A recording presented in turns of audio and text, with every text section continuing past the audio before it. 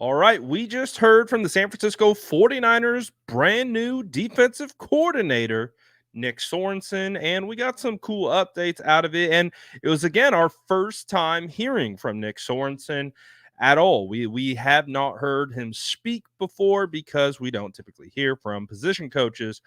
But the first impression of him, I think, was a good one. I think you could tell he's a well temperament type of guy. He's very calm, cool, collected. And some of the things that he had to say in this opening press conference, again, gave us a little bit of insight into some of his philosophies, kind of like where he will be calling plays for the defense in 2024. Obviously, it kind of got crazy with how almost overblown it became with Steve Wilkes being in the booth calling plays, but it became a huge talking point amongst the issues with the 49ers defense last year. Well, Nick Sorensen says he won't be doing that. He will be on the field. And he further went on to explain that, as being a former player, he wants to be on the field. He wants to look his players eye to eye and be able to communicate in real time. And that was one of the things that really felt like was an issue with Steve Wilkes being in the booth, just kind of isolated away from everyone. The communication, you'd have to hop on a phone. And I that really felt like that's where the defense was struggling, especially with the new defensive coordinator. Well, with Nick Sorensen, he will be on the field. So we will have no field gate this year in regards to the 49ers defensive coordinator. So I think that's some positive news to take away. But again, he is a former player. And I think that is another aspect to this that, will be received well by his defensive players. And I'm excited to see how he acclimates to this defense. I'm really excited to see what changes he makes, because obviously we understand Brandon Staley was brought in as well. He also discussed Brandon Staley's role, and it does feel like Staley's going to be a little bit of a floater in a sense. He used the word holistic in regards to being able to provide input on DBs, linebackers, and defensive line. So it doesn't really feel like there's a solidified role for exactly what Staley is going to do, other than the fact that he is just a wealth of knowledge. At least this is what Sorensen had said. He said he's an extremely bright mind. The fact that he's been able to be a head coach, be a DC in the past, and just the overall view of how he attacks this type of work and position is going to be beneficial for Nick Sorensen to be able to lean on. So I think that's a good thing. And I really do think the Brandon Staley hire is an underrated one, just because the perception of him was very negative. After, his head coaching position with the Chargers, and rightfully so, they had some struggles. But as bringing a person in kind of a like almost like a consultant in a way, who can advise on multiple different things for a first time defensive coordinator. So I think that's another aspect of this that is going to be a really good pairing for the two. So I like that. And another thing, one of the interesting updates in regards to players that came out of this was the fact that Renardo Green will be getting his start in the NFL at nickel cornerback. So that means maybe there is a chance that Diamador Lenore will be kicking back outside, because as we know, Diamador has shifted from nickel to outside. We remember in base down sets, he was playing outside.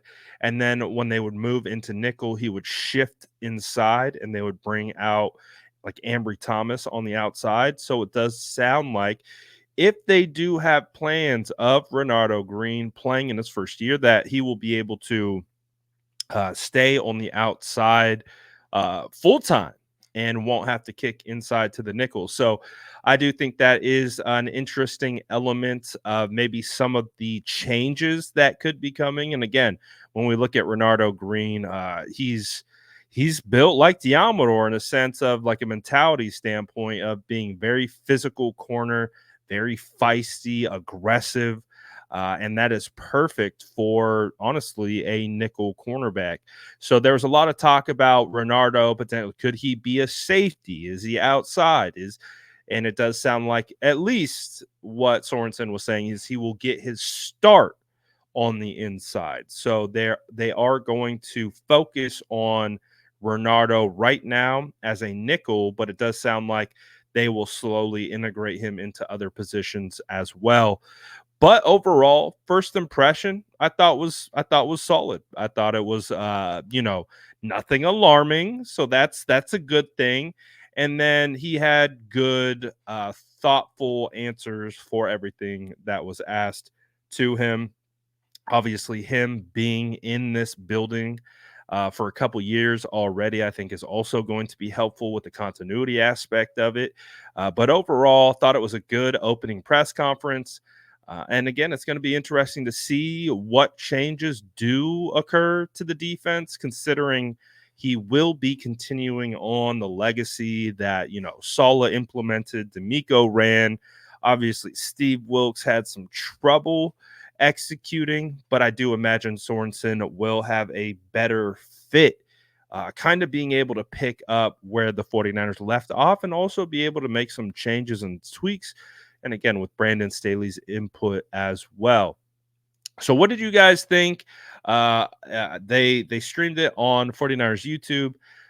So what do you got? What's your impression of not Brandon Staley, Nick Sorensen, so far as intro press conference and some of the changes that could be coming? Again, we don't have to do Fieldgate again, so that's a positive. And then the Renardo Green update. And again, we have a lot of rookies coming in, and it's going to be fascinating to see. He also mentioned that Devondre Campbell was a big addition in free agency.